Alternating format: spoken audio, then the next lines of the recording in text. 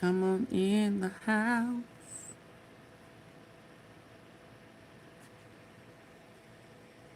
Come in the house.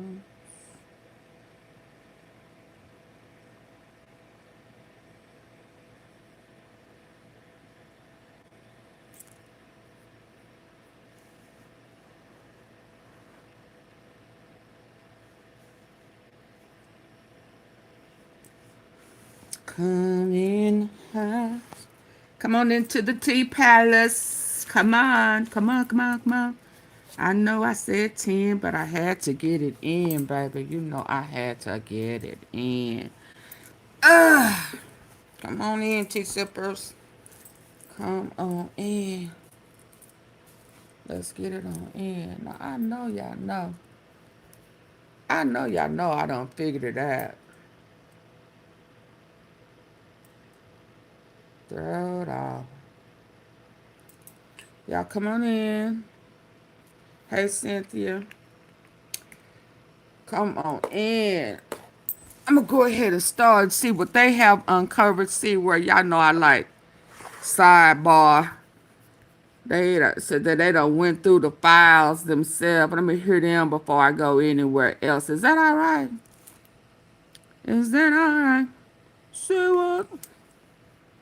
Let's go. I'm not going to waste no time because I'm already late. I got to get Candace in. 2 charges of attempted murder, North Memphis shooting. I need to go off into the dog stuff because they tried to sneak a trial in there on us. So shout out to Dolph, Justice for Dolph.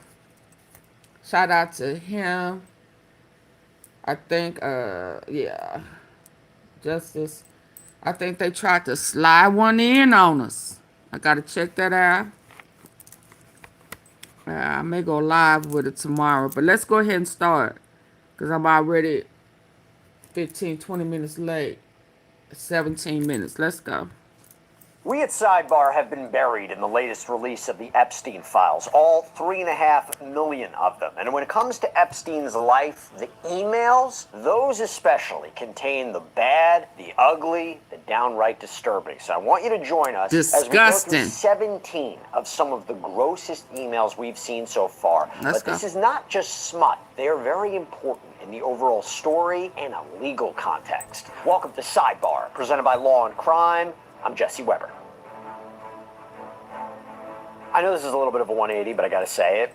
Guys out there, gotta take care of your skin. But I know it's like a whole big routine. Nobody has time for it. That's why I have to tell you about the things we talk about when it came to Jeffrey Epstein. Vitamin E, jojoba oil. So join over 1 million men worldwide and looking confident with very little effort. Check out the things we talk about when it came to Jeffrey Epstein's files release over the past week or so. And he would sit here every day at his desk staring at those pictures.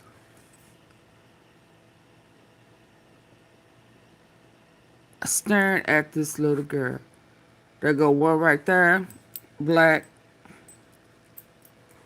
And then that one over there, face is covered. I mean, just looking at him, admiring him every day. And just so y'all know, I am 95% sure that Grandpapa, who was probably being moved because Trump said, I'm done with him. That's all I can stand. I can't stand no more. I know without a shadow of a doubt in my mind that he is helping them bring me down. That's how they was able to get those taxes. Yeah. The real ones. I am about 90% sure that Grandpapa, that we was just on a while ago, is Epstein. Now, I know that this is not, I mean, I just saw it. I did not watch Sidebar before I tuned in, but why I was late, the reason why, not that I have to give one, is because, you know, Auntie Fee was playing with that picture. You know? And baby, I done took them glasses off.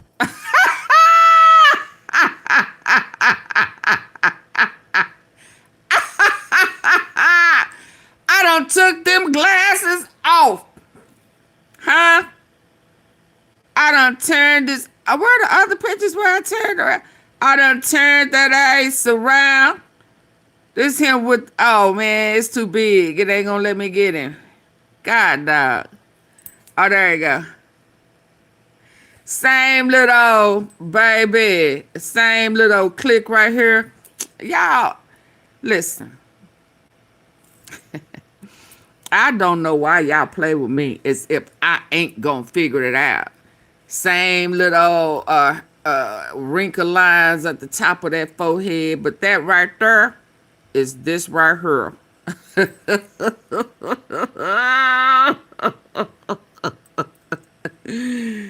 This, why is it? Yeah, let's do it like that. Them side wrinkles right here, them sidelines, it's his same sidelines, baby.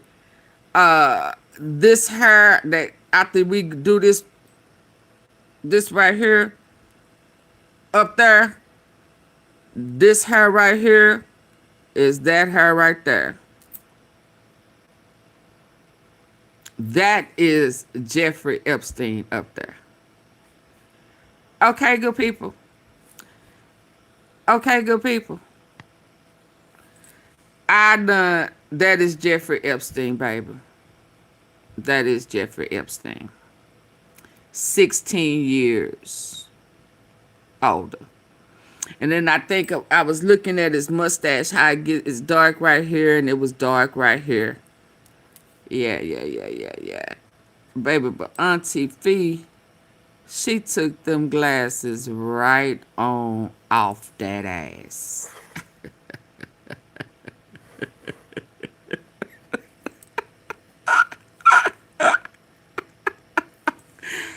Auntie Fee, huh?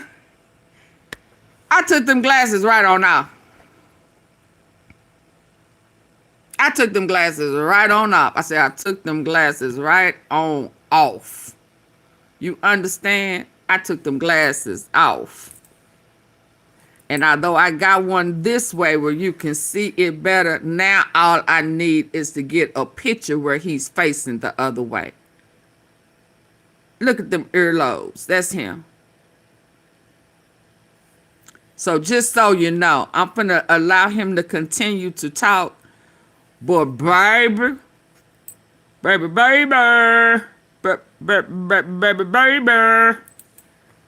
that right there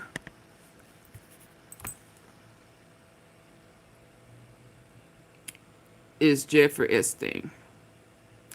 16 years later. Okay, good people. But I'm sure there are going to be other pictures where I'm going to be better able to see them lines right there. Them lines at the top of his head. Long time ago are them same lines. Where is it at? Where that other old picture at? Sparks, you see I got it? Got it. Them same lines.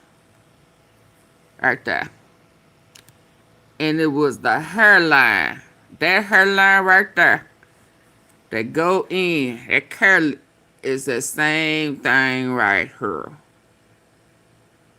That is Jeffrey Epstein.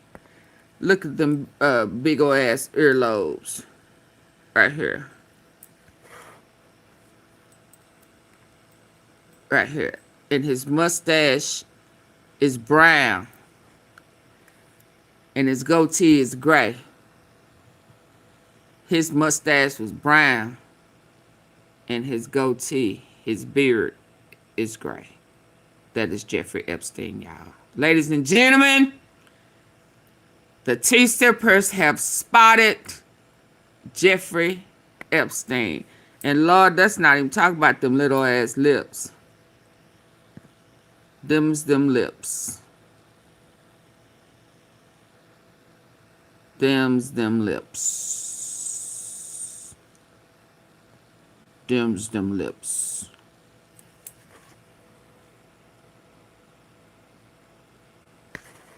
That's him. Let's go. So has been the emails. Why? Well, for one, They're vile, they're disgusting, but more importantly, they are massively important. Emails from an evidentiary point of view are so important, they're so compelling, partly because they're really hard to deny. Yeah, we live in a day and age of AI, but as of right now, it is very hard to say that you didn't send or receive certain emails. Sure, That's him. Claim the defense. So someone else had access to my phone. Specs, high five. Cynthia, high five.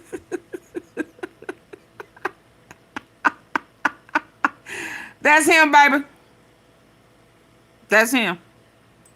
Took them glasses right on off, didn't I? I said, give me them. Give me them.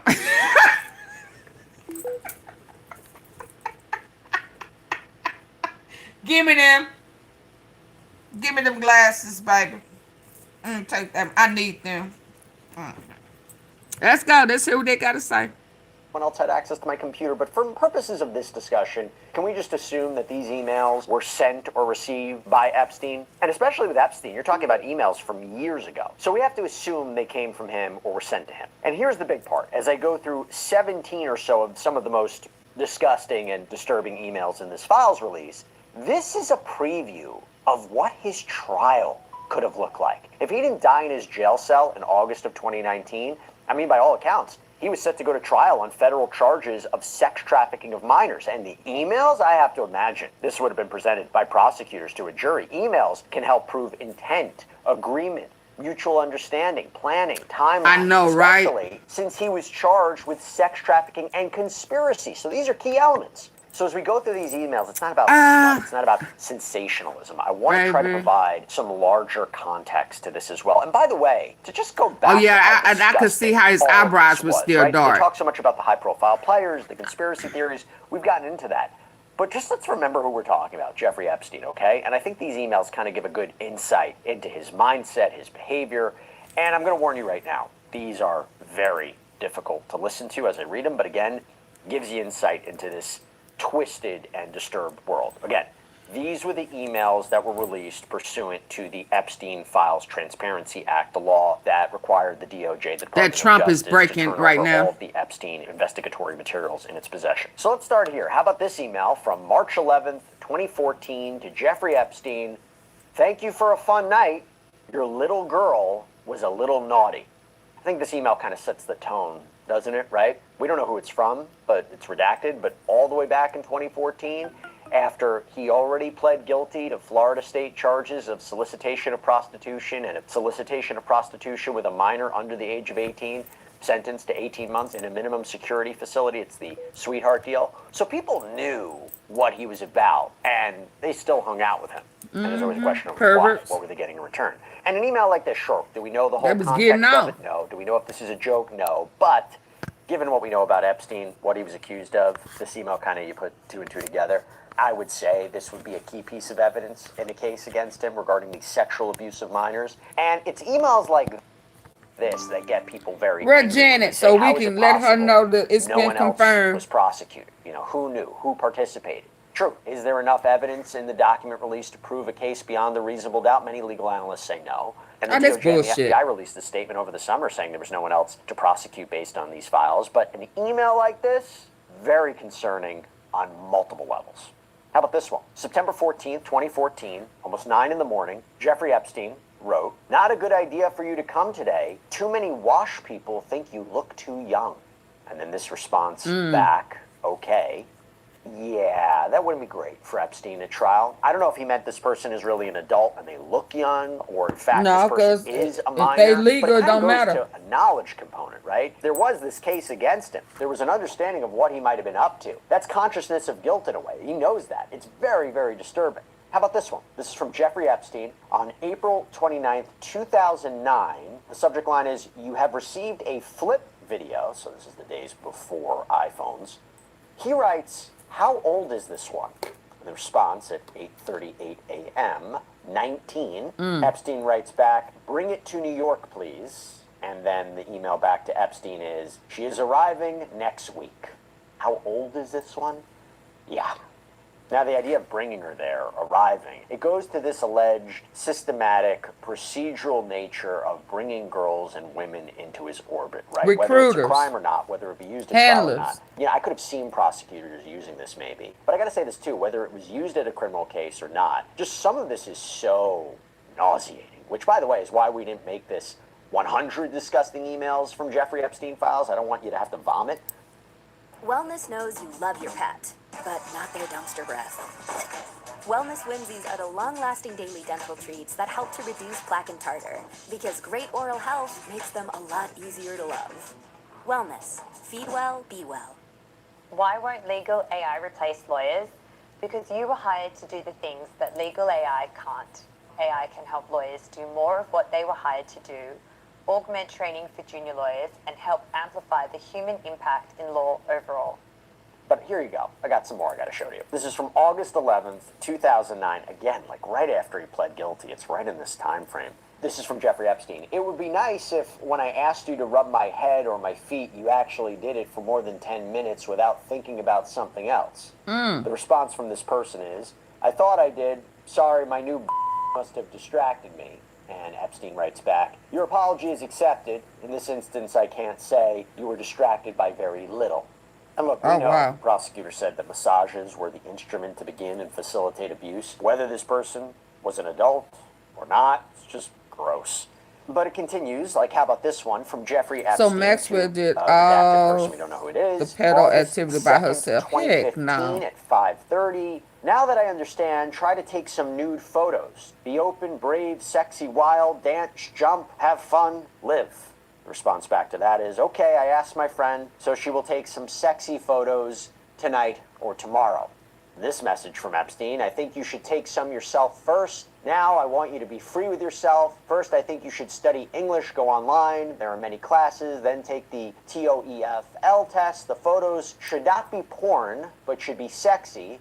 Do you watch porn? For example, you want to be free without being porn, but laugh, have fun. You are going to be 22, not 14 years old. How about this one? This is to Jeffrey Epstein. It isn't easy for a Teletubby to look sexy.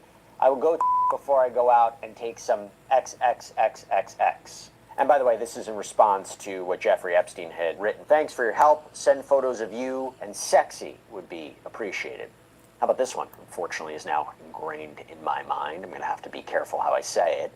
And he's really quite blunt. This is Saturday, August 15th, 2015, 11:05 p.m. Take a selfie of your bleep and send. I think you know what he's referring to, a private area of a woman. Oh, wow. The response back, writing to Jeffrey Epstein, I'm sorry, I was a little bit lost when you asked me about sex and what I want to try with you. As you know, I am a virgin, so I know nothing about sexual life and cannot answer you. But I know I want to try sex because I maybe will feel more confidence. Sometimes I think I am too shy for modeling. You are attractive for me, and that's why I told you why not. I think an argument could be made, maybe this is somebody who is not from the United States, kind of like broken English. There's this one from Jeffrey Epstein to somebody, redacted, April 22nd, 2012. Wow. Make sure you take some form of antibiotic for the bleep, Cleocin or some such. You've had many bleeps in just a few weeks. He's referring to our genitalia, that she's been having a lot of sex. So the response back is, Jeffrey, I am a clean freak. I contact my doctors for every little thing, not so many, always the same, and always with condom. We'll take a test. That's always useful. I'm a bit surprised to see these messages. He responds back, I only want good for you. And you can see prosecutors maybe saying that this person was used by Jeffrey Epstein, right? Outsourcing her to different men, right? How would he know that she was with so many men, allegedly? It's vile. It arguably goes to maybe even like a grooming kind of thing, too. You know, because he's supposed to be. How about this one? Now, a riddle. You know, we just got confirmation that it's him. They've been hiding him. They may had to move him since Trump said, I'm done with him. You know, I guess that was be done with him. So maybe he had to move wherever he was in Tel Aviv. I don't know. But he's supposed to be unalive. And then the Epstein files was never supposed to. I mean, never. We were never supposed to see. He was supposed to be dead and gone. And it was going to live on. It just so happened God said no.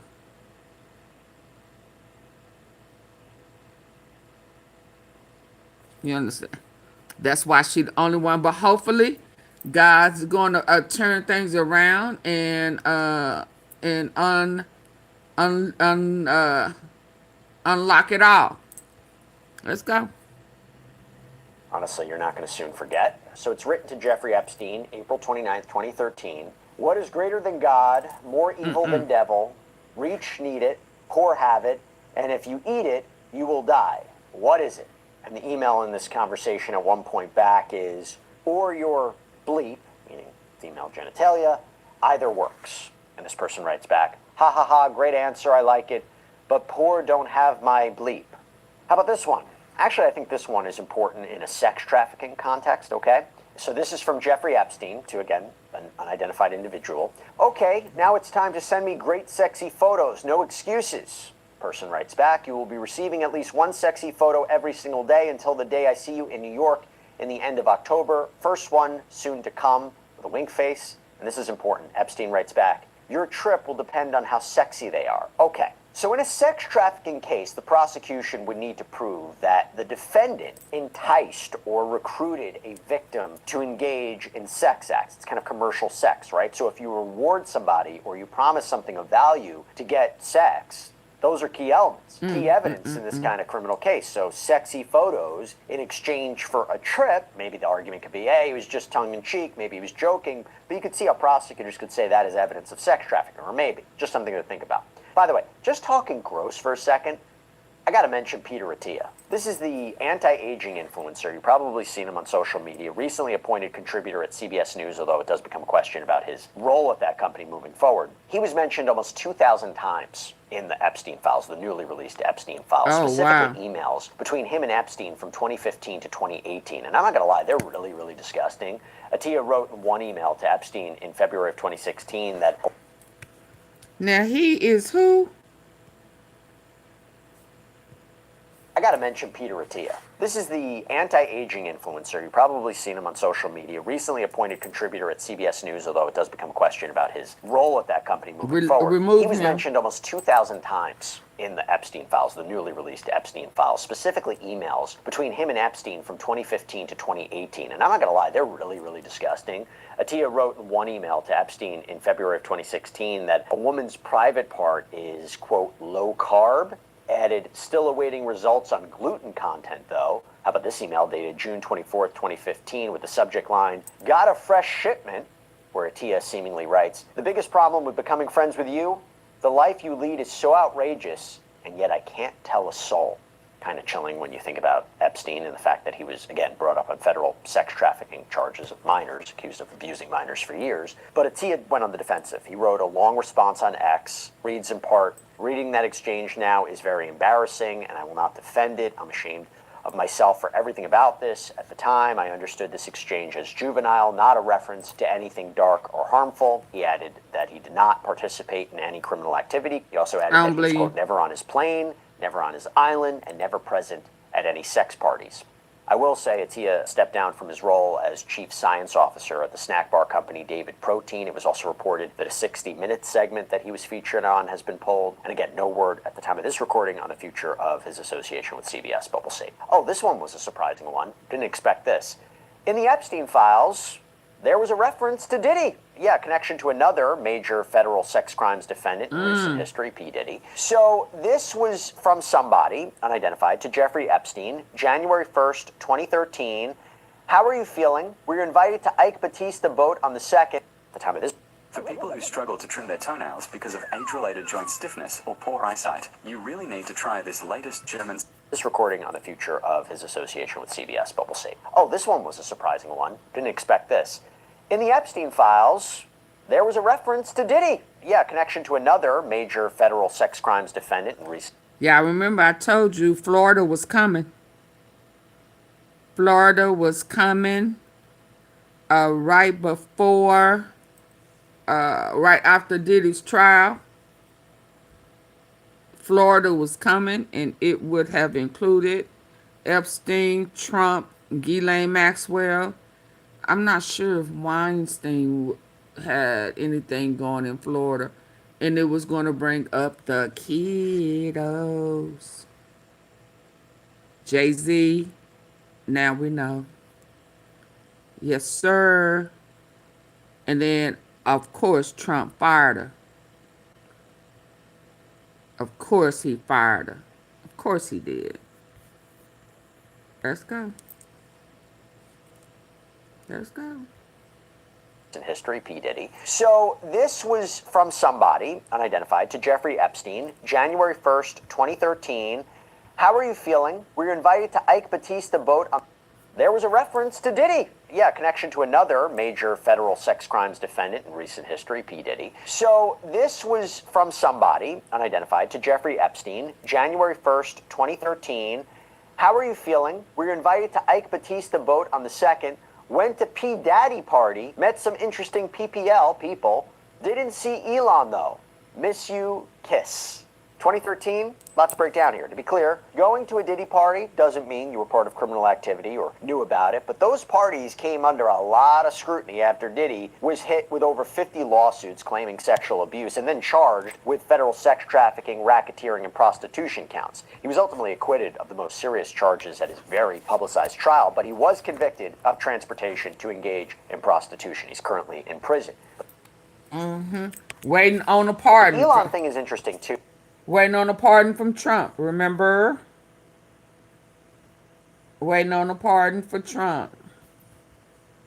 And you know, I just showed y'all the birthday party. Well, I didn't. It wasn't a birthday party. It was a audition, a network was on a Saturday for some minors that looked like it was headed up by Jay-Z. Didn't expect this. In the Epstein files, there was a reference to Diddy. Yeah, connection to another major federal sex crimes defendant in recent history, P. Diddy. So this was from somebody, unidentified, to Jeffrey Epstein, January 1st, 2013. How are you feeling? Were you invited to Ike Batista boat on the 2nd? Went to P. Daddy party, met some interesting PPL people. Didn't see Elon though. Miss you, kiss. 2013, lots to break down here. To be clear, going to a Diddy party doesn't mean you were part of criminal activity or knew about it, but those parties came under a lot of scrutiny after Diddy was hit with over 50 lawsuits claiming sexual abuse and then charged with federal sex trafficking, racketeering, and prostitution counts. He was ultimately acquitted of the most serious charges at his very publicized trial, but he was convicted of transportation to engage in prostitution. He's currently in prison. But the Elon thing is interesting too, though, okay? Because assuming we're talking Elon Musk, I mean, I don't know another Elon that would come into play here. But Elon Musk emails 2012, 2013, there were emails where it seemed to suggest the two were trying to meet up, him and Epstein. For example, December 2013, we'll be in the BVI St. Bart's area over the holidays. Is there a good time to visit? And then there was a response from JEE Vacation. I will send heli for you, seemingly a helicopter. Actually, I could fly back early on the 3rd. We will be in St. Bart's. When should we head to your island? On the 2nd? Did we need to organize Elon to your island on January 2nd? And Musk appeared to ask Epstein, one email, what day or night will be the wildest party on your island? Now, it doesn't appear that ever happened, that he visited. In fact, Musk had prison. But the Elon thing is interesting too, though, okay? Because assuming we're talking Elon Musk, I mean, I don't know another Elon that would come into play here. But Elon Musk emails 2012, 2013, there were emails where it seemed to suggest the two were trying to meet up, him and Epstein. For example, December 2013, we'll be in the BVI St. Bart's area over the holidays. Is there a good time to visit? And then there was a response from JEE Vacation. I will send heli for you, seemingly a helicopter. Actually, I could fly back early on the 3rd. We will be in St. Bart's. When should we head to your island? On the 2nd? Did we need to organize Elon to your island on January 2nd? And Musk appeared to ask Epstein, one email, what day or night will be the wildest party on your island? Now, it doesn't appear that ever happened, that he visited. In fact, Musk had previously tweeted that Epstein was a creep, that he tried repeatedly to get him to visit the island. He always declined. And Musk also responded more recently on X that no one pushed harder than me to have the Epstein files released. And I'm glad that has finally happened. I had very little correspondence with Epstein and declined repeated invitations to go to his island or fly on his Lolita Express. He was well aware that some email correspondence with him could be misinterpreted and used by detractors to smear my name. Okay, the next one I want to get into is something that's tied to a recent episode of Sidebar we did. There is a message from Corinna to Epstein, okay? And there are links in this email to very graphic pornography sites. Now, why is this important? It's from December 2012. Why is this important? As we reported, Corinna Shuliak, if this is really her, if she's really sending this email, Corinna Shuliak appears to be Epstein's secret girlfriend, the person that he planned to leave the bulk of his fortune, $100 million, and properties to when he died. She apparently spoke to him 20 minutes the night before he died. There was even evidence that he was contemplating marrying her. Now, on one hand, couples sharing porn or engaging in private sexual conduct or behavior, whatever, each their own.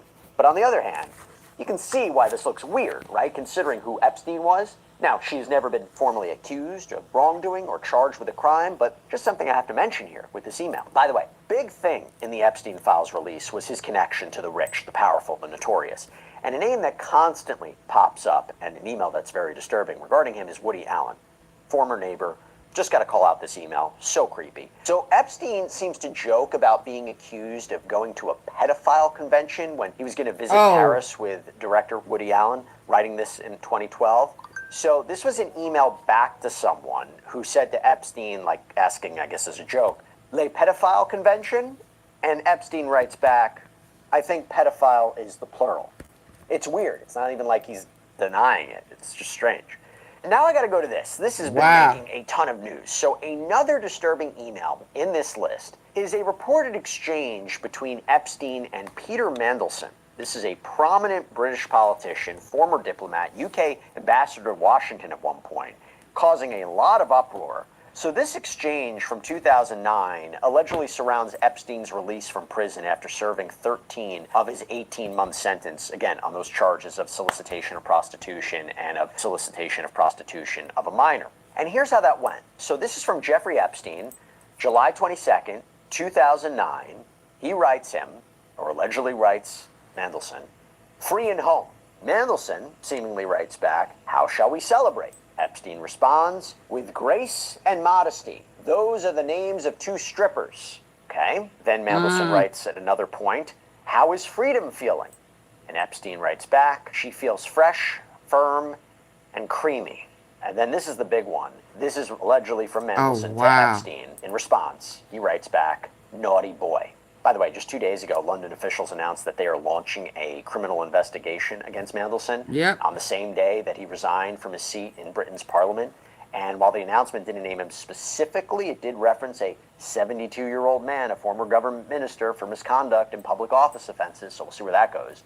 By the way, back in September, Mandelson was fired from his job as the UK ambassador to the United States after there was more context put to his relationship with Jeffrey Epstein. And I will tell you, this email sure doesn't help. I also want to talk about another big figure, Peggy Siegel, big publicist, okay? She was a seemingly writes back, "How shall we celebrate?" Epstein responds, "With grace and modesty. About strippers. Those are the names of two strippers." Okay. Then Mandelson writes at another point, "How is freedom feeling?"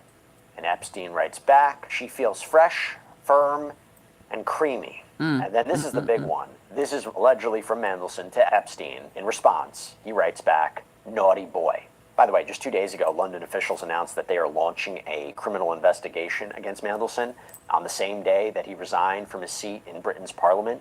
And while the announcement didn't name him specifically, it did reference a 72-year-old man, a former government minister, for misconduct in public office offenses. So we'll see where that goes.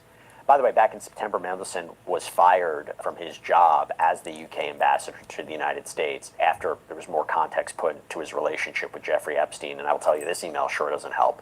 I also want to talk about another big figure, Peggy Siegel, big publicist, okay? She was a known Epstein associate, so in one sense it wasn't she looked like a madam. Her name was coming up in the Epstein files. And I will tell you, something happened, though.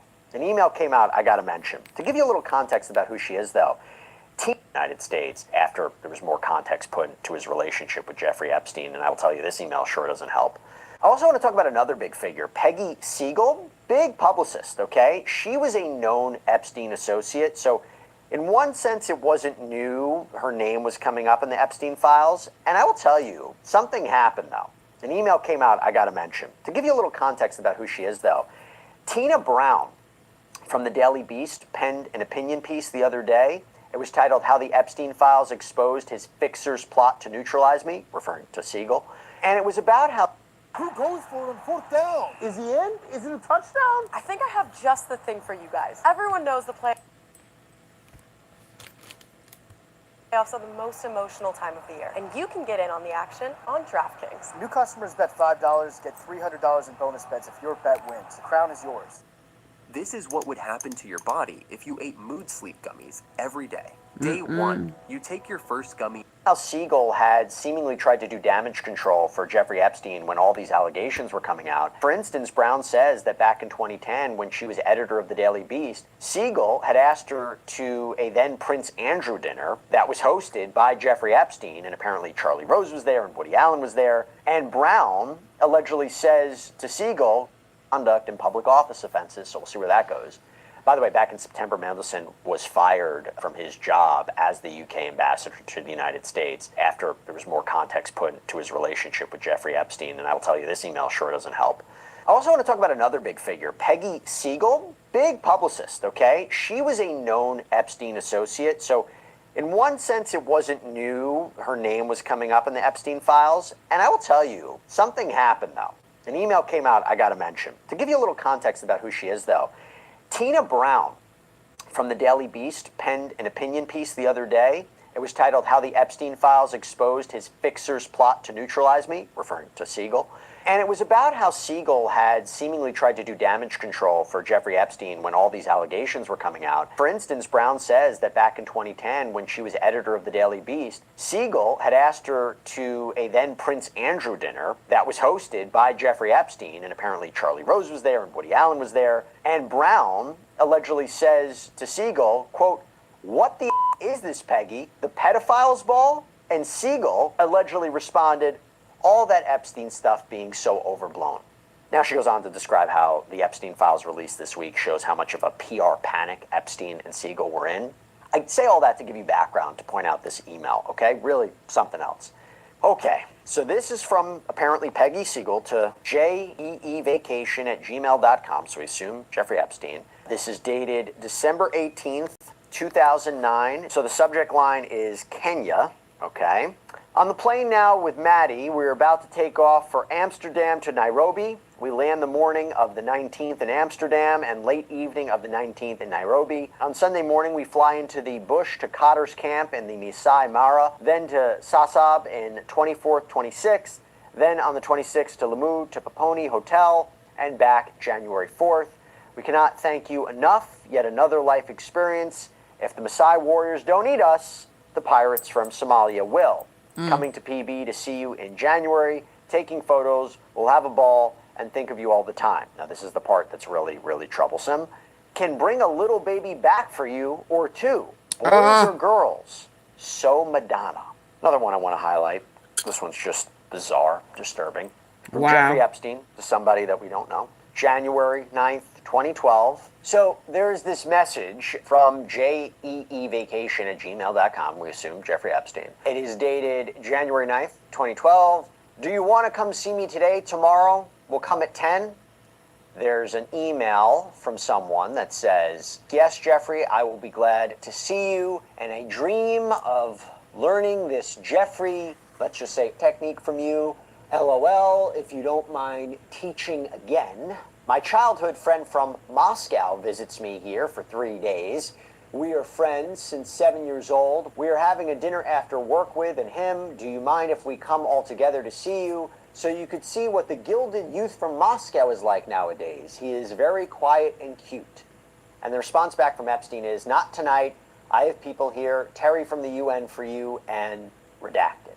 Okay, so the first thing that stands out to me about this is why is it Epstein's redacted? connection to powerful people. I think we can assume, we don't know for sure, but that he was referring to Terry Rod Larson. Guy worked in the UN. The International Peace Institute had actually announced that he had apologized to the board, that he had to resign as the president and the CEO because of his connection to Epstein. And aside from this just being a really creepy conversation and this idea of alleged grooming, right, teaching, sex acts, all that, any mention of Moscow is really interesting. Why?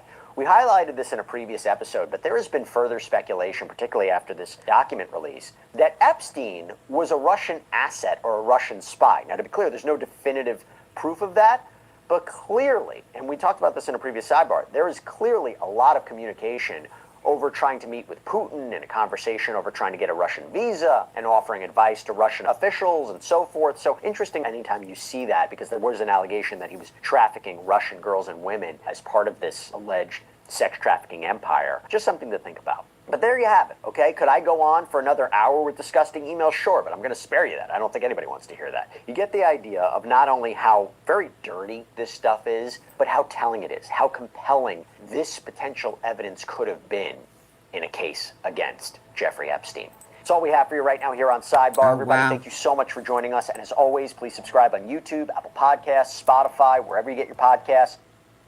You can also check us out on NBC's Peacock as well.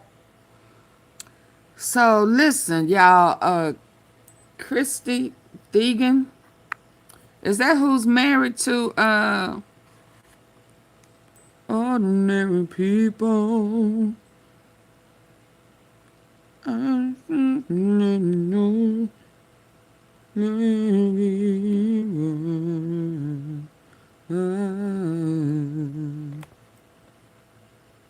Lennon, John Lennon. Ain't that the one that's married to him?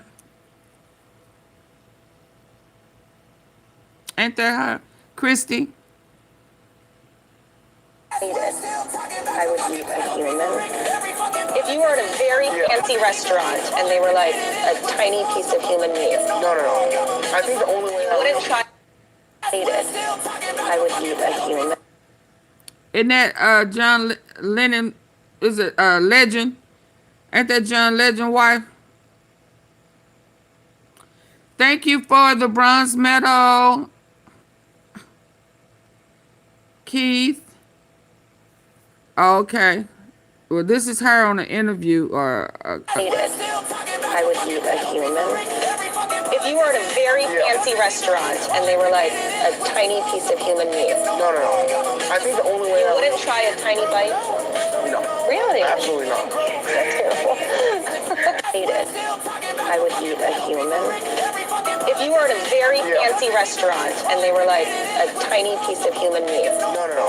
I think the only way You wouldn't try a tiny bite? No. Really? Absolutely not. That's terrible. Eat it. I would eat a human. She eats human. She admits she likes to eat humans. Do John Lennon know this? Huh? What? Oh yeah.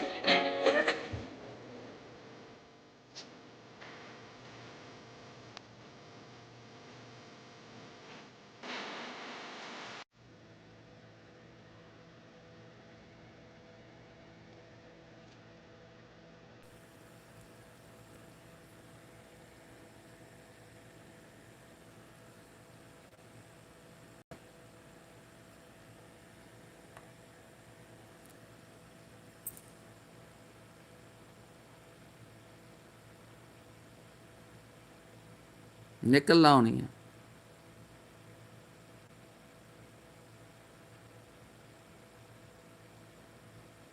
Oh, was that Harvey back there?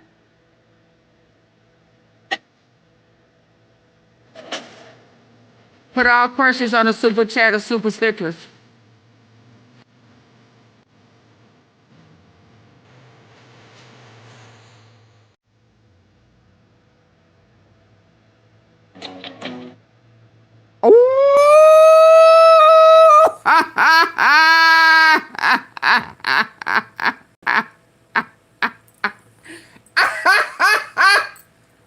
Baby, baby, they done did the food. It's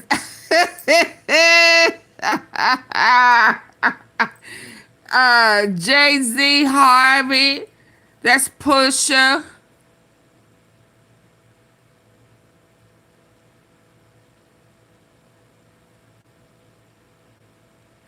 Oh, I don't know what that. Yeah, that's Weinstein. Wow.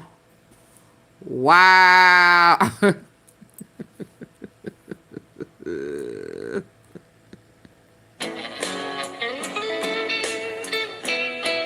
hear y'all. I need for y'all to see this with your good eye. What's this? What's this?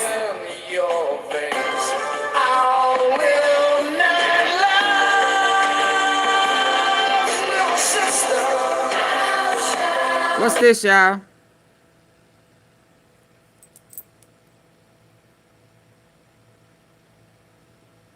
What's that, y'all?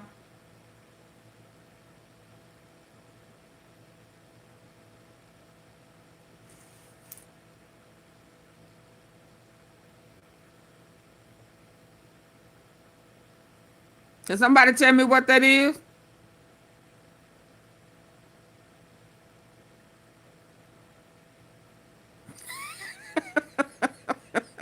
Cat got your tongue?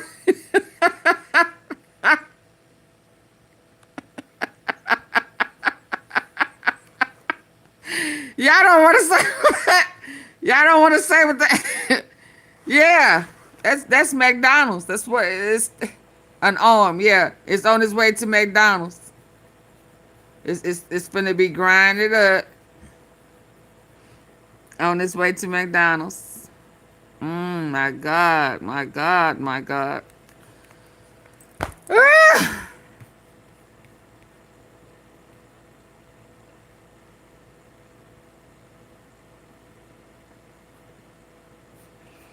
Okay, Candace, what you got? Let's see what you got. Lord. Oh, Lord.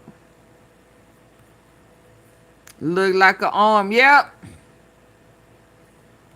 Somebody dinner.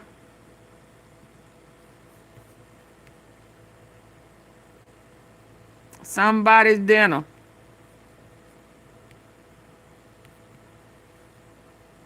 They say McDonald's and Burger King is they go-to. Let me see. Mm.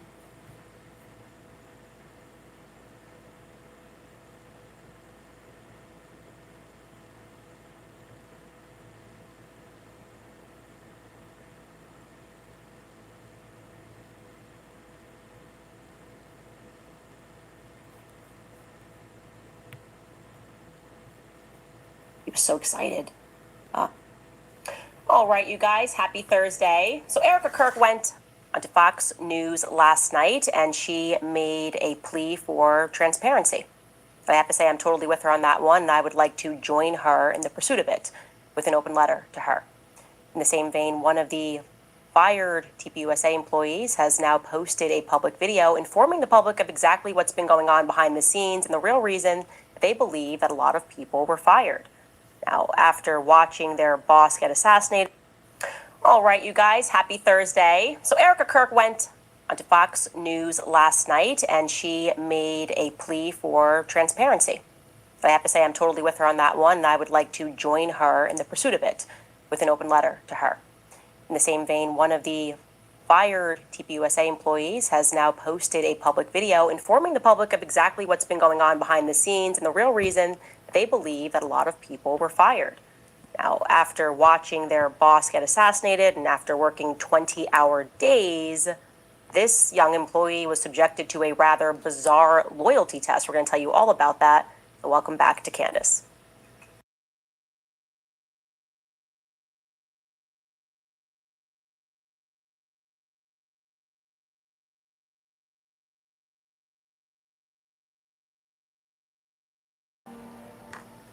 Let there be light.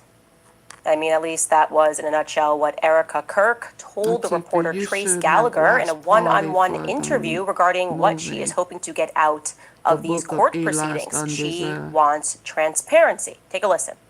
I want there to be no hesitation in understanding of what happened to my husband that day. I want there to always be full transparency, because what I don't want to have happen is for there not to be, and then I am relying then on social media and other news outlets to explain the narrative rather than saying, hey, this is what happened. This is what here's all of the, it's just as hard, all of the facts on the table for you guys to see. And you guys can see on full display what happened to my husband, and there is no ifs, ands, or buts or confusion as to who did it and why. I don't believe her at all. That wasn't convincing. I don't know what was hard about getting that sentence out. That seems remarkably rehearsed. It almost just seems like she forgot a line. Nothing in her eyes there makes you believe that she's telling the truth, but beyond the eyes, just the action. See on full display what happened to my husband, and there is no ifs, Why ands, she or just can't buts say or Charlie? confusion as to who did it and why. I don't believe her at all. That wasn't convincing. I don't know what was hard about getting that sentence out. That seems remarkably rehearsed. It almost just seems like she forgot a line. Nothing in her eyes there makes you believe that she's telling the truth, but beyond the eyes, just the actions, right? You can judge people by their actions. Erika, if she truly wanted more transparency, she could provide it, because you don't need it in a courtroom. We actually do not need to turn to the courts to have the public understand what happened on that day, because before the courts even got involved, the first people that had access to exactly what happened in 4K, as Tyler Boyer said, was Turning Point USA. They seized the cameras. They could have said, here, I'm also going to have some private investigators take a look at everything and tell them what they think. I was one of the people that They called shouldn't have painted personally over requested to view the tapes. I said, we don't have to release them. I just cemented want to over the crime see the scene. tapes. And they were immediately cagey. They've been cagey about information. They've been changing information for saying, oh, I didn't realize that we lied about this or we lied about that. So making this public plea to the courts, I don't know. I think that it stands in stark contrast to the actions that are available. Maybe you want to do it this Erika weekend? Kirk as the CEO and chairman Specs. of this massive organization. But exactly how massive? Anyway, I wanted to write this open letter to Erika because I know that Turning Point USA watches every episode of this podcast, and that people then You want to do it what I this say weekend? back to her, and they give her Specs. notation. So I would appreciate it if the elves at Turning Point USA just let her see this in its entirety. Here we go. Because more information has become available to me, I am feeling, well, I'm feeling some type of way. Okay. Here we go. Ready? Dear Erika, I thought it best to do this publicly. I think public conversations keep everybody honest. And there are some things that certainly need to be clarified, because sometimes the gap between the truth and the lie is what happens behind closed doors. You and Charlie began dating in earnest in 2019, and in retrospect, it was accompanied by a season of a lot of change. For one, I was getting married and virtually, therefore, joined at the hip with my fiance. He was sort of a new third wheel at all of our events. A few months later, on May 1st, the public was informed that I was resigning from my position as the communications director of Turning Point USA. Now, there has been a lot of public speculation as to what led to that decision. The media ran with it was anti-Semitism or some disagreement about Kanye West, but that wasn't true. None of that was true. The truth, and I think that you very well know what the truth is, if you were around for it, is that Charlie and I had a disagreement which fractured my trust in him. He did something that he had never done before. He lied to my face about money. Now, in retrospect, I believe that the manner in which I discovered the lie might have been by design, but there's no need for us to delve into conspiracy when the facts are plenty enough. Charlie had taken a meeting down in Florida with Ike Perlmutter at Mar-a-Lago. It was a fundraising meeting. Oh, For whatever Lord. reason, he did not want me to know about this meeting, and that Florida with Ike Perlmutter at Mar-a-Lago. It was a fundraising meeting. For whatever reason, he did not want me to know about this meeting, and that was strange. It was meant to be kept a secret. Strange because we had always collaborated on and taken those sorts of meetings together. Anyway, I found out about it, and I decided to ask him casually as we were riding up an elevator at the Trump Hotel in D.C. I said to him, have you heard from Ike recently? And he looked me right in the face, just as he was getting off on his floor. And he said, no, I haven't. I haven't heard from him in like 2 weeks. And I then said back to him, really, Charlie, because you had lunch with him yesterday at Mar-a-Lago. And I saw his stomach drop. His entire face looked, as if he was going down a roller coaster. He stuck his arm back in the elevator really quickly and tried to explain it away. He then pivoted toward an apology, but obviously the damage was done. And if I'm being honest, I was as hurt as I was shocked and confused by it because we were close. We did go back down to the lobby. We sat at a table and we talked. I don't even remember whether or not I was angry. I probably was. That does tend to be my choice emotion. But deep down, there was a part of me that knew that it was coming because of a lot of the new hires that were coming into Turning Point USA post-Kanye tweet. Charlie had new people in his ear that were hijacking his ambition, making him believe that money was the truest measure of success. Charlie was a brilliant fundraiser, everybody knows that, but he was also young. He was naive to what the wrong money could invite into his life, and I warned him. I warned him in that restaurant. I warned him specifically about Stacey Sheridan. Everything about her made my skin crawl. And I suspected she and Tyler had something to do with it. I also warned him about Schaefer Security and Dan Flood. You can check the text messages because you have them. And now I am left wondering, obviously, if Charlie had heeded my advice, if he would still be alive. I've also come to another realization that I missed at that time.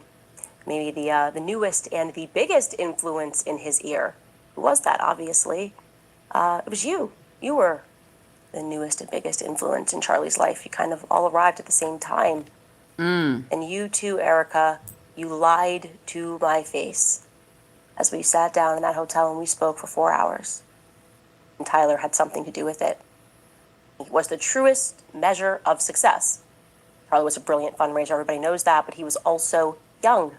He was naive to what the wrong money could invite into his life, and I warned him. I warned him in that restaurant. I warned him specifically about Stacey Sheridan. Everything about her made my skin crawl. And I suspected she and Tyler had something to do with it.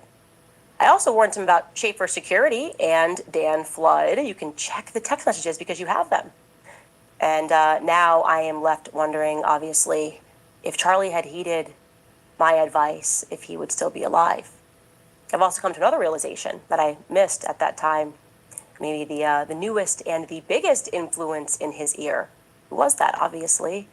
It was you. You were the newest and biggest influence in Charlie's life. You kind of all arrived at the same time. And you too, Erika, you lied to my face as we sat down in that hotel and we spoke for 4 hours. But I want to be clear, it was different. You see, with Charlie, I could forgive him. We were always like brother and sister. We went on tours thereafter. But you didn't do it, when you lied, you didn't do it out of naivety. You didn't do it because you were young and being pulled into the wrong direction by bad faith actors. Andrew Colvett was never going rogue. You knew that. Every single evil thing that was done to me was done with your blessing. And I consider the onslaught of attacks that I had to endure, they were evil. Because you knew I was telling the truth, and you authorized people with an incredible amount of money to attack one of the few people in politics who was actually grieving your husband. You knew we had a deep friendship. You knew I was telling the truth about the Catholic thing, about everything. You allowed these people to lie and to say that Charlie and I hadn't spoken since 2019. I mean, it's crazy how much of a lie that was. You authorized it, and I now know that. The question is why? It was so cruel, so mean, right? Why impart that on someone who you know, within a sea of snakes, actually cared about Charlie and didn't want anything out of the organization? Maybe it's because I was like a loose end. One person that wasn't controlled by an organization, just kind of proven that I'd rather lose everything to say something that I don't believe, least of all for money. I mean, maybe it's also because you have his phone. And when I revealed to the public that he had predicted his own death in remarkable detail, maybe you went back and you read the rest of those messages, the ones that I haven't yet revealed to the public, because in retrospect, those messages they're pretty terrifying because they're precise and it feels prophetic. Charlie was gifted, you know that, I know that, and the government most certainly knew that as well since he was a kid, which is why it was at least very interesting to me that you told the New York Times something that most people didn't pay attention to. But you told the New York Times the night before his murder, Charlie's, and I'm going to quote this, you said that Charlie's adrenal glands were just going off. He couldn't sleep. I know enough about Charlie to know what that means. That means that Charlie was being bothered. He was probably having visions like he was in 2018, probably a clearer vision than the one that I had that you guys tried to mock, that danger was coming. And I'm going to go ahead and say that it wasn't about a Jezebel article written by some leftist. Please stop saying that because it's not true. I know Charlie, a leftist article didn't upset him in this way. Didn't make him call a priest to pray over him. He thought someone was going to kill him. Did express that in writing. And you did not lose those text messages. You knew that. Charlie and I spoke a lot about his third eye. That's why I was being bothered. He was probably having visions like he was in 2018, probably a clearer vision than the one that I had that you guys tried to mock, that danger was coming. And I'm going to go ahead and say that it wasn't about a Jezebel article written by some leftists. Please stop saying that because it's not true. I know Charlie, a leftist article didn't upset him in this way. Didn't make him call a priest to pray over him. He thought someone was going to kill him. Did express that in writing. And you did not lose those text messages. You knew that. Charlie and I spoke a lot about his third eye. That's why that sentence caught my attention in the article. He spoke about the street lamps that would go off when he would run, about the special school that he had to go to. We spoke about a lot of the things that were strange in our childhood, the testing that both of us had to endure. We spoke about the fact that we could both astral project. You know all of this, of course. You have his phone. And how surprised we were when we learned that not everybody does that naturally. Sleep paralysis, you name it. We had conversations about it. And if Charlie's adrenal glands were going off, it was probably maybe for the very same reason that I pulled my kids out of school days before he was murdered, because I sensed danger was coming. And since we are being open, I also want you to know that it struck me as odd when you said in that interview with Jesse Waters that you wanted Charlie to have a good night's sleep. He was so excited. So you sent him to sleep in his daughter's room. And it just registered to me as a little bit backwards. I wanted my husband to have a good night's sleep because of something he had the next day. I'd probably let him sleep in the room, and I would sleep in my daughter's room. Flagged that. I also thought what was interesting is that you said the next morning when he snuck in, he grabbed his wedding band. Again, minor detail, but I asked myself, why was his wedding band off? But enough with speculation. Here are the facts. I now have verifiable proof in writing that Justin Strife and you lied to me. You know exactly who Pierre is. Why did Justin Strife say that he had never heard of Pierre? It's crazy. Justin, why would you do that? Justin, you know him. You've met with him. You've personally met with Pierre. Erika, you've met with him in the wake of Charlie's death. I have, again, verifiable proof. So you could call your lawyers. You can spend another $1 billion on PR if you want to. Tell your lawyer to call my lawyer. I mean, you guys certainly have the money to do all of these things. It's not going to wipe away the truth. Okay? The truth is that there was a deal on the table with Pierre, who, yes, is from France, born in France. And that deal was worth billions. Not millions, billions, plural, billions of dollars. Just after Charlie was shot, and again, I have proof, Pierre had a phone call with Justin Strife. He also had a phone call with Mr. Don Erika of Turning Point USA down in Tampa. And you know what's really odd? Somehow this Frenchman, Pierre, he knew that Charlie was dead before the rest of the world did. How did he know that? How did he know before I knew? Especially because he wasn't yet a donor to Turning Point USA. Why was he given so much priority? Frenchman. I'm interested. I know that after Charlie died, that deal went through. Yeah. I mean, if I'm lying, this would definitely fall within the category of defamation. Dead before the rest of the world did. How did he know that? How did he know before I knew? Especially because he wasn't yet a donor to Turning Point USA. Why was he given so much priority? Frenchman. I'm interested. I know that after Charlie died, that deal went through. Yeah. I mean, if I'm wrong. And if you got to hit the like button, hit the 3 dots at the top corner right side.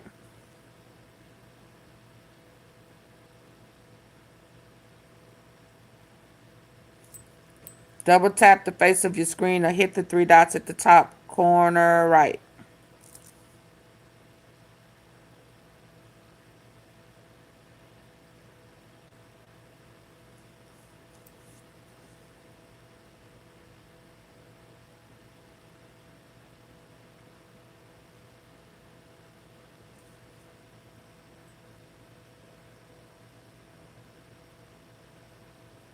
I can see your halo.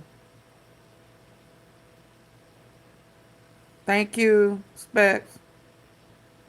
Erika lies aren't adding up. Nope. Alibi don't match up. Nope. Y'all come on. Hurry up. Get the likes up so we can move forward.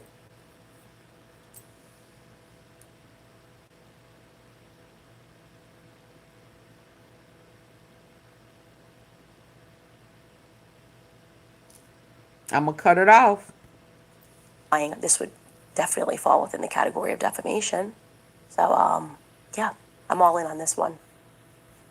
I'm guessing, by the way, regarding this, Pierre, I'm interested.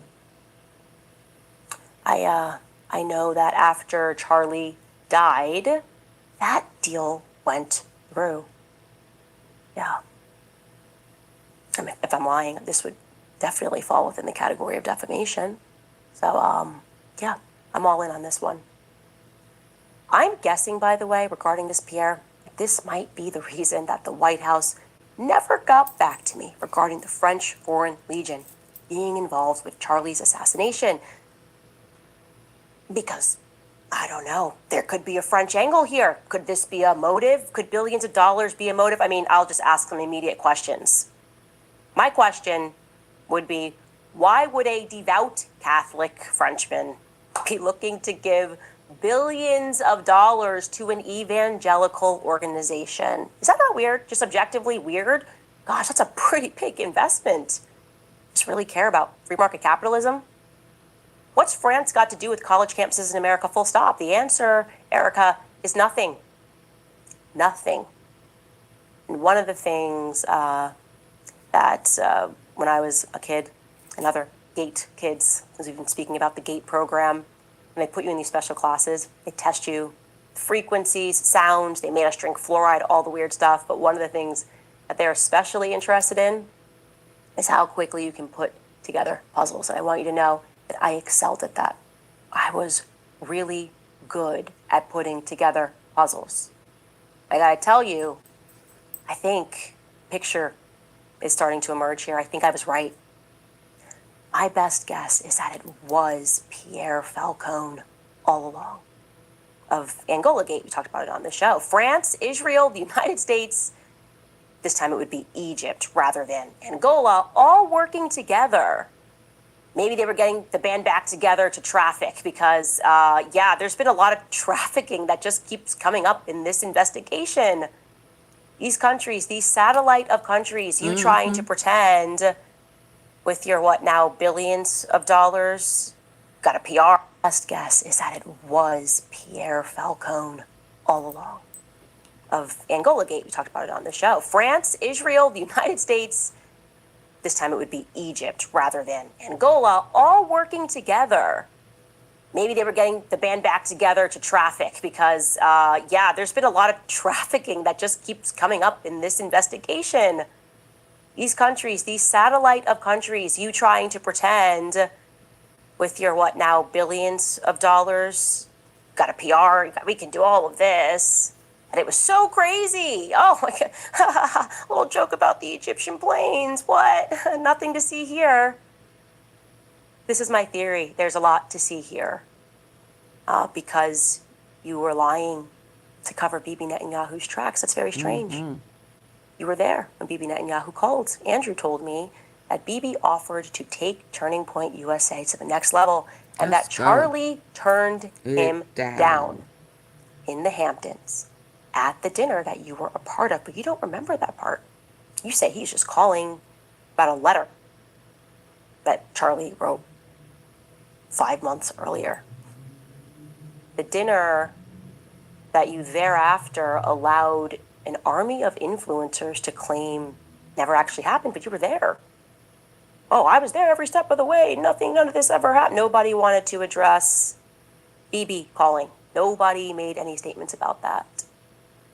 Full-blown psyop, psychological operation. Truly, everything that you guys did, not only was it cruel, but I think the real motivation was you just thought you could psychologically break me. Because that's what this whole thing has been. It's been one big psyop. Very well funded because there's a lot of money on the line. Baby, they just didn't know, did they? Nothing happened in the Hamptons that was out of the usual. Why the panic?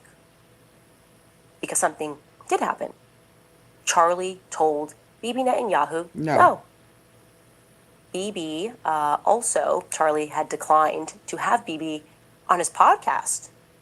When Bibi went on a little PR tour, Charlie didn't want to have him on the podcast, according to Andrew. So Charlie seems pretty done with Israel, right? You don't want to have on the prime minister of Israel? But the obvious question here at the media is not interested in, but I certainly am, is in exchange for what, right? In exchange for what was Bibi Netanyahu going to take Turning Point USA to the next level? In exchange for what? And also, how was he planning to get that money into the company? Turning Point was already worth $100 million. Pulls in $100 million annually. What does the next level mean? It sounds like it would have to be billions. Via whom? My guess is Pierre. Erika. I think that there's a reason. Hit the like button, Charlie please. was dead first. I think there's a reason he was a priority. How? Why? I think France and Israel are involved in Charlie Kirk's assassination. Yep. And I'm going to put that out there with full confidence. I also now have very strong evidence which suggests that you lied about your whereabouts assassination. And Pierre knew that Charlie was dead first. I think there's a reason he was a priority. How? Why? I think France and Israel are involved in Charlie Kirk's assassination. And I'm going to put that out there with full confidence. I also now have very strong evidence which suggests that you lied about your whereabouts on the morning of September 10th. Little details have been edited. You said that you were accompanying your mother as she was receiving a treatment. Like I said, I now have something which strongly disputes that narrative. So I'll ask you this question on behalf of the world. What the hell happened on September 10th? Why are you guys struggling to get your story straight? Why did you tell Jesse Waters this? And you wanted to see Charlie immediately and came up. Take us through that. We landed in Utah, went straight to the hospital. Straight to the hospital? Andrew told me that when he deplaned, you guys embraced on the tarmac, and he boohoo cried in your arms because he had so much pent-up anxiety. So just given the planes, which you confirmed to me which plane he was on and which plane you were on, that would mean that you had to wait for Andrew to land for an hour. Waited for an hour. Don't do the thing where you tell me that Andrew went rogue. Don't do that, Erika. You're lying. You would be lying. Question is, why? Why did you wait? And how long did you wait? And who was on the Egyptian planes? Who took off the Delaware? Who stayed behind to communicate on that second plane that was transponding for no reason? I think you know what I know, which is that I'm going to find out. This is not going to be a never-ending mystery. This is not going to be the JFK story. I'm going to figure out exactly what happened, and I'm getting very close, against all odds, against billions. You might have the billions, but I have the truth. So, that's what I wanted to say to you. We'll be right back. All right, you guys, inflation has been skyrocketing.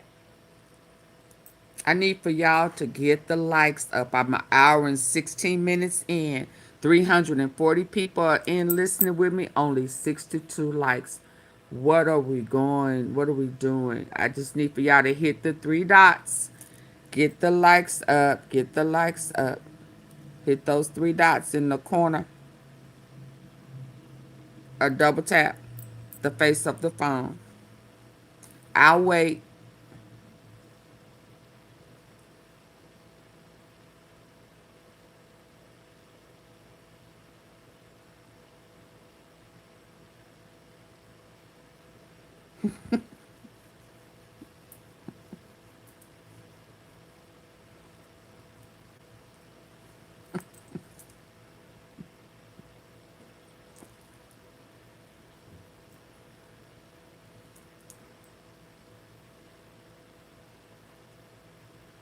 Come on, y'all. The quicker we get them up, the quicker we can get started.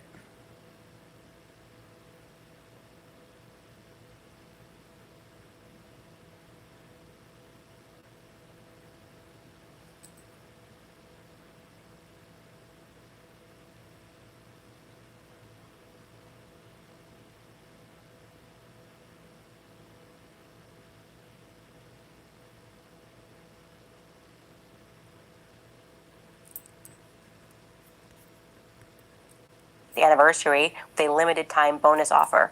Get up to 10% free gold or silver plus free storage coals that cause severe side effects. I know he was meeting with Mikey the other day. They were discussing how to recruit that board member that announced you as the CEO. This. By the way, I forgot to mention, Erika, if you could do me a favor. Doug DeGroot, that board member that announced you as the CEO, he made it really biblical. Could you send him my regards? I know he was meeting with Mikey the other day. They were discussing how to invest money. It's so weird. Mikey went straight from high school, was just Charlie's intern assistant, and now he's sitting down with board members and discussing how they should invest into restaurants. Just send him my regards, because we're everywhere, and we're watching and we're listening. The whole world is invested in solving this, and so, hi, Doug. Anyway, I wanted to also play for you guys. We had been wondering what was going on behind the scenes at Turning Point USA. We told you about the firings that have been happening, people that were hardly given an excuse as to why they were fired. And I, in particular, told you a story about one young woman who had worked there for, I think, 4 or 5 years and got fired over, or questioned over an Uber ride. Well, she has now dropped a video, and I'm going to play it, about 5 minutes of this video, so you can listen to her describe what happened to her, because it gives us insight into how this company is running with Charlie gone and with Erika at the helm of it. Take a listen. Let's go. My name is Aubrey Leitch, and I am the former public relations manager for Turning Point USA. And I was a part of the recent kind of mass termination group at Turning Point, and was let go about 3 weeks ago. And at the time of my release, I was working for the ATK company, which is spokesman Andrew Colbett's private business that contracts out with the Turning Point kind of ecosystem. So encompassing of Turning Point USA and Turning Point Action. I was working directly for him. Prior to that, I did work for Turning Point USA. So I've been with the organization since 2021, September 10th, 2025. Obviously, it was an extremely traumatizing day for everyone. I think pretty much everyone in the world with any amount of sanity was slightly traumatized by what they saw. It was an extremely traumatizing day for me. And I worked nonstop. My phone received hundreds of phone calls on September 10th, thousands of text messages. In December, we obviously had America Fest here in Phoenix, Arizona, and that was nonstop work too. And so really, it's just been go, go, go for almost the past 6 months. During the memorial, for example, I literally did not sleep for over 48 hours. Despite all of that, I want to go ahead and fast forward to my termination, which took place about 3 weeks ago. And I was brought into an office to have a discussion just generally about my employment. It was myself, Andrew Colbett, and Marina Muniz, who is the CMO of Turning Point USA, who I used to work for when I was just full-time with Turning Point. They sat me down and told me that there were 2 instances they wanted to talk to me about, one of which is pretty irrelevant to this timeline, so I'm just going to talk about the one, which was an Uber ride. What was told to me was that a Turning Point executive got into an Uber one day, and they randomly just kind of started talking about Turning Point. And the executive asked the driver, what do you think about Turning Point? And the driver proceeded to tell the Turning Point executive, well, it's just really sad. I've heard the organization's really going downhill. There's not really a direction, and nobody likes Erika. And the Turning Point executive proceeded to ask this Uber driver, well, who told you that? And the Uber driver told the Turning Point executive that his daughter was good friends with a girl that worked at Turning Point way back when in high school. They had spoken about Turning Point since Charlie's assassination, and that, this was told to him by his daughter. And the Turning Point executive, of course, asked, well, what's the employee's name? And the Uber driver allegedly said, Aubrey. Aubrey who? Aubrey Leitch. And the story was presented to me as one of the reasons for my termination. Turning Point has not insinuated this. They never told me anything like this. However, I just have a gut feeling that I was terminated from Turning Point because I am questioning the narrative of what happened to my role model and CEO, Charlie Kirk, on the day of his assassination. It is from my own experience that you can't question the narrative and work at Turning Point. That is how I feel. That is how other people I've talked to feel. It goes against everything that Charlie ever stood for. I'm going to take action. I'm going to ask questions. I'm going to talk to other people. And I refuse to apologize for having my own freedom of thought, which is something that Charlie ingrained in me and so many other young people. First and foremost, I just want to say, the idea of being brought into an office and questioned by your boss about something an Uber driver said, what is this, Gossip Girl? I mean, what CW show are we watching here where you get pulled in and asked a question about what you said to an Uber driver? Maybe. I mean, maybe she said it, maybe she didn't say it, but isn't it kind of your right to go home and talk trash about work? Isn't that kind of what everybody does when they leave? I assume. I know I'm lovely, but I'm sure that people in the control room go and they vent about work in general because that's a normal thing to do. The idea of a CMO asking questions to an Uber driver is bonkers. Okay, these are loyalty tests, and these people are completely and utterly deranged. Secondly, I want to say this. Even if every employee was terrible, like actually deserved to be fired from their job, I would probably, after pulling in $250 million, say, we got to hold for a year, because they just literally watched Charlie Kirk be assassinated. There's like a degree of respectability. Oh, wow. Hit the like button, y'all. Come on.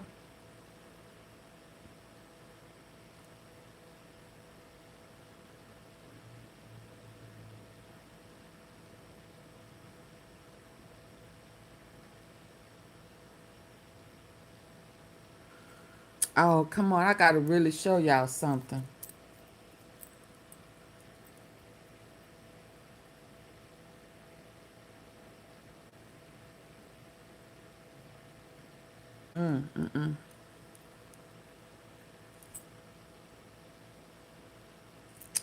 Oh, wow.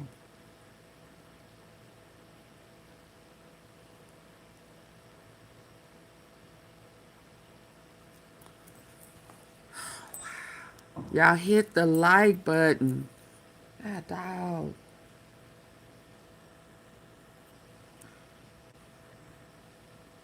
There, like a grieving period for a year. We're going to make sure there's no other transitions in your life and keep things solid.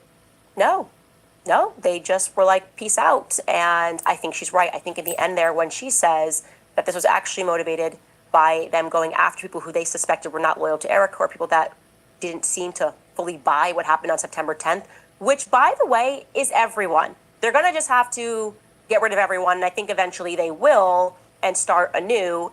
The entire world, I don't even know who they're going to bring in their place. I see they're advertising now.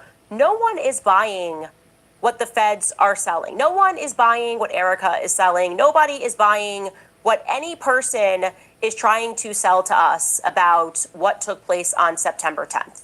Okay, so I don't see what direction they're heading into. I have no idea what that organization is going to become, but I'm getting closer.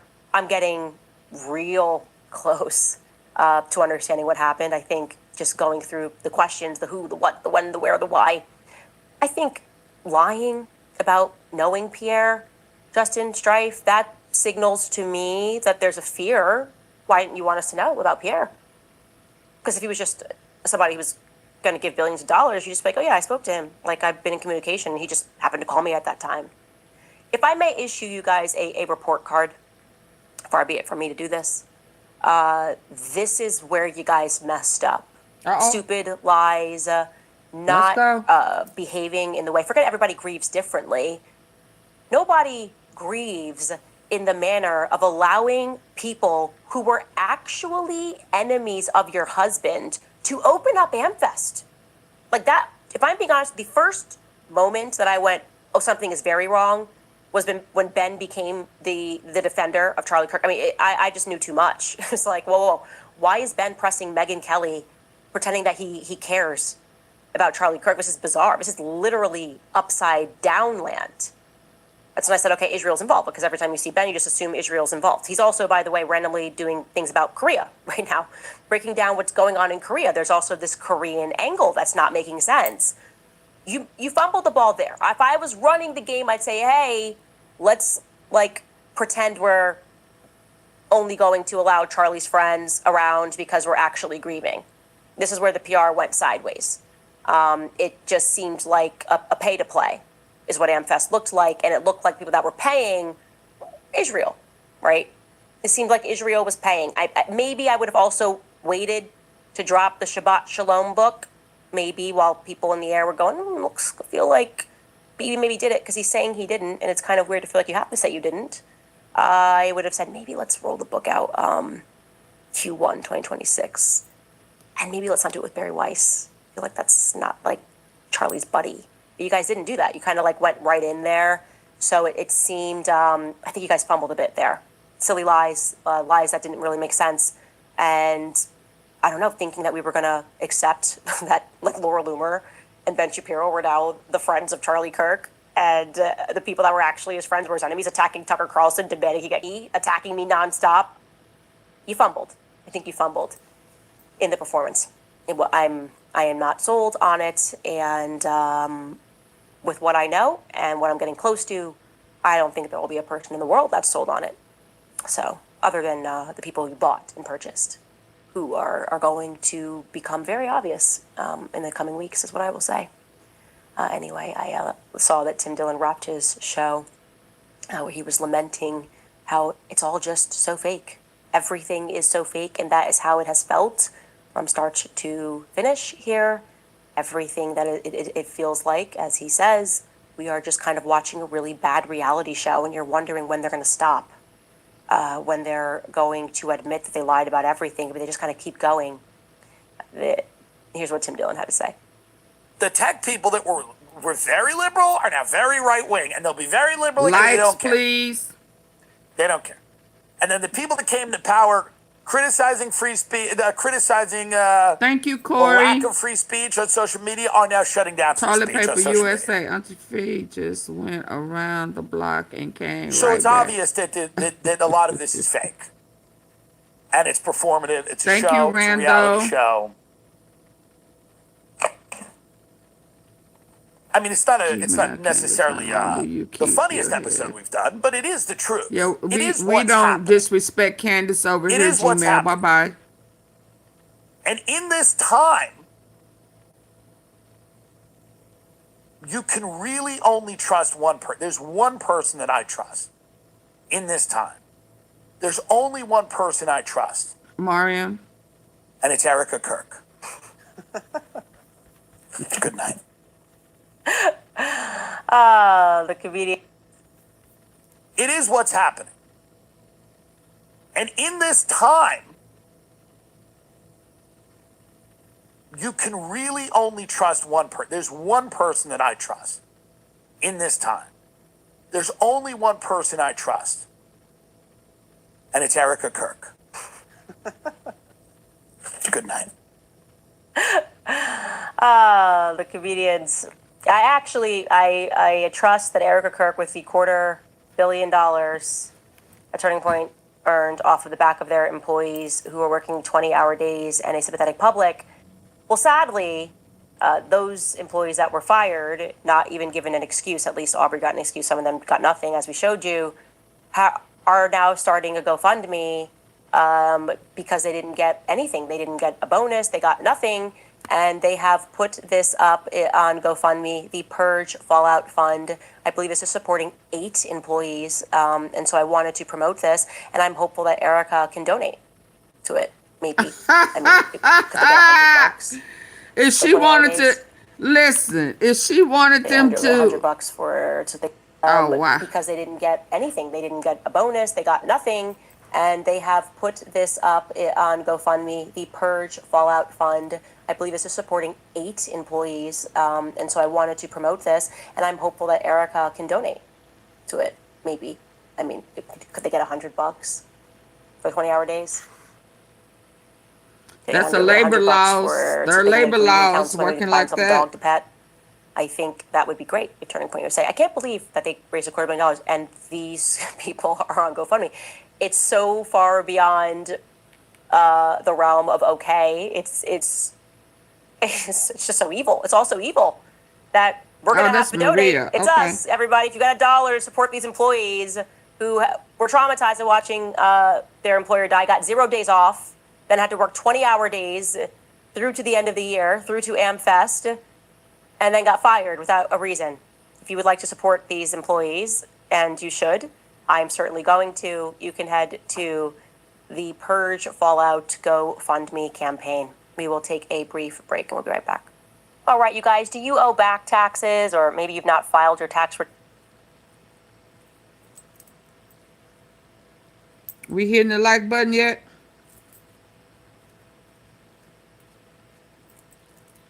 Like up.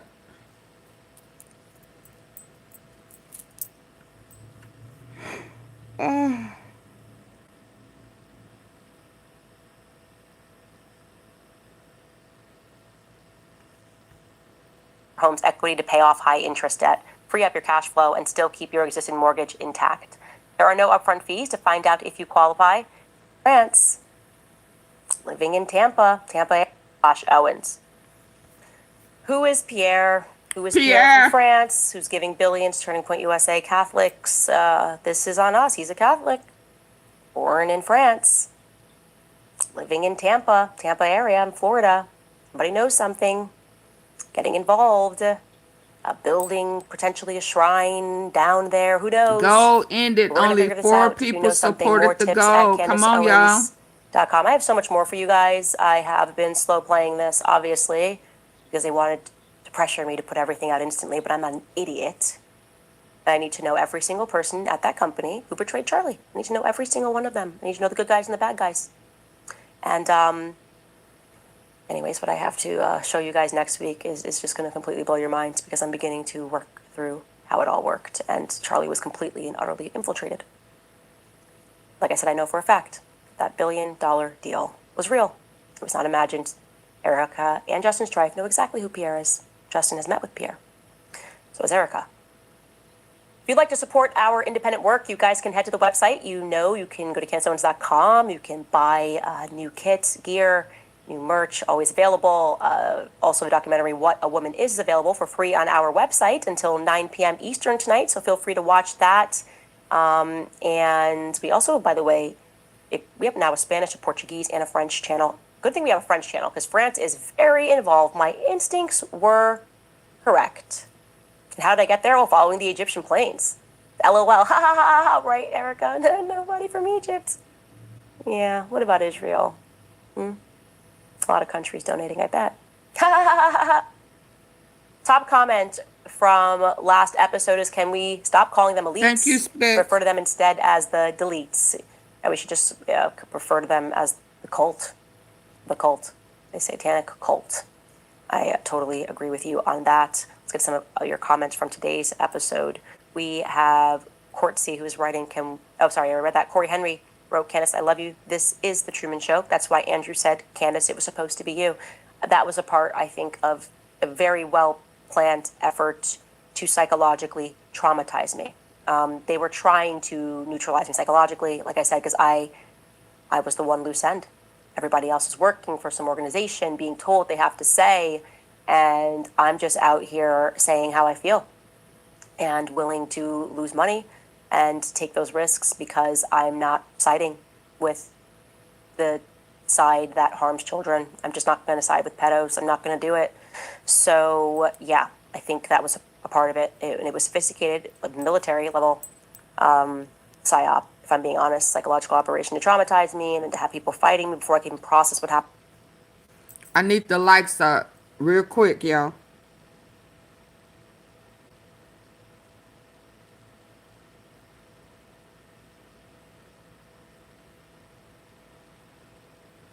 Double tap. Hit those 3 dots at the top right. Oh, that look good.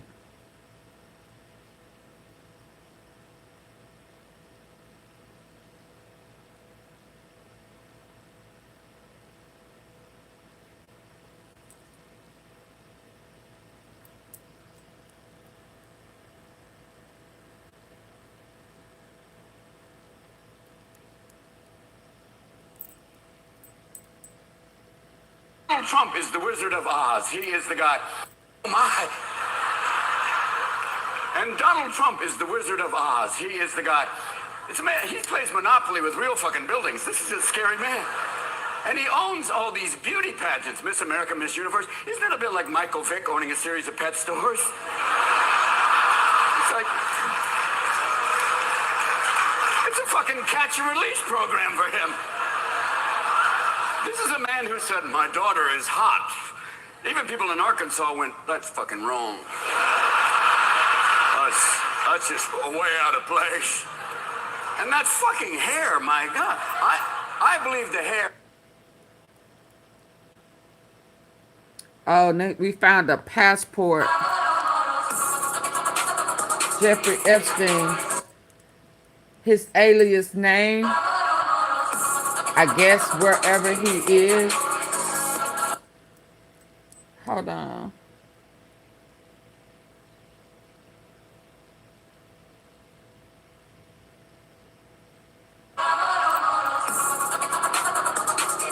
Get the likes up.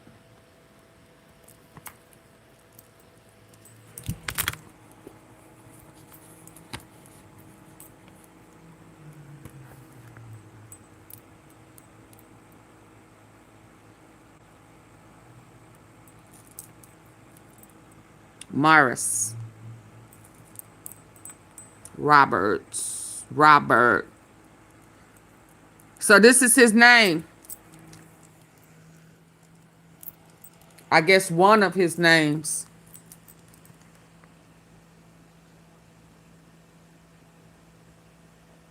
Y'all hit the like button. Wow.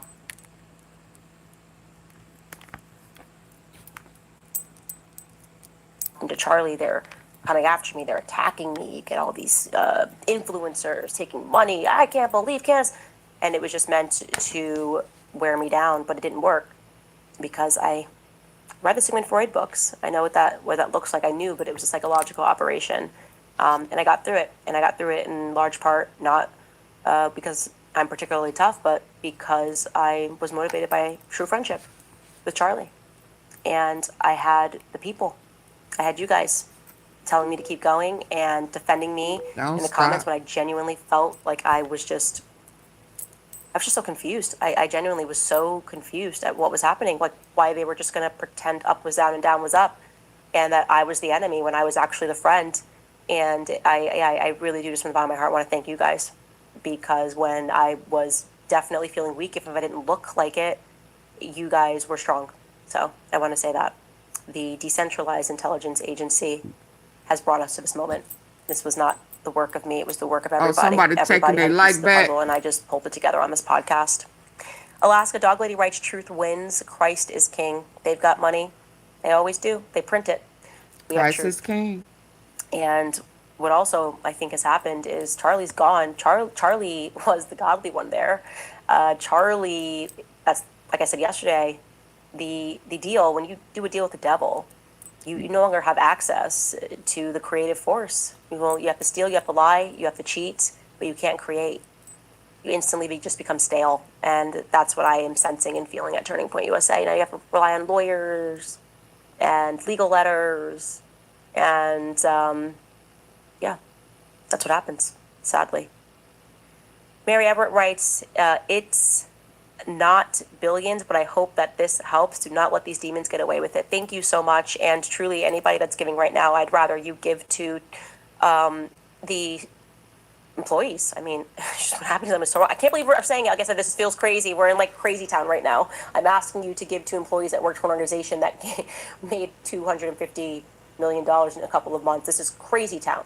But again, we're the good people, and they deserve something. And by the way, that she didn't mention this in the video, but that young woman, they also then fired her fiance. So their entire income in one house was wiped out in one day. No explanation given to him. You're married to the wrong person? I don't know. U.S. flag poll guy writes, you S's of B's are going to feel the wrath of citizens of this republic. Who the hell do you think you are to come into this sovereign country and unalive Charlie and expect us to watch? Yeah, they wanted us to watch. And then they yelled at us for still talking about it. I mean, it's I laugh because it's like made up evil, where it's like cartoonishly evil, right? It's actually, if you put it in a script and try to sell it in Hollywood, they say, oh, this is just unbelievable. It's just not, we can't actually, no one will actually believe. This is biblical evil, truly biblical evil. Cat Lady for America writes, stay safe, Candace, go Max, the truth will prevail. GN2176 writes, yesterday I heard Candace revisit Charlie's plea, the outcry to others concerning they are going to kill me text. That is hugely important in this case, not only for the defense, but for the prosecution to avoid them. Keep pushing on Charlie's text messages. Yes, I'll say it again. Those messages she said that at that time. On iMessage. Just she don't feel like that now. Unless someone deleted it before they handed it to She's kept Erika. come to the light, it's possible. Alma.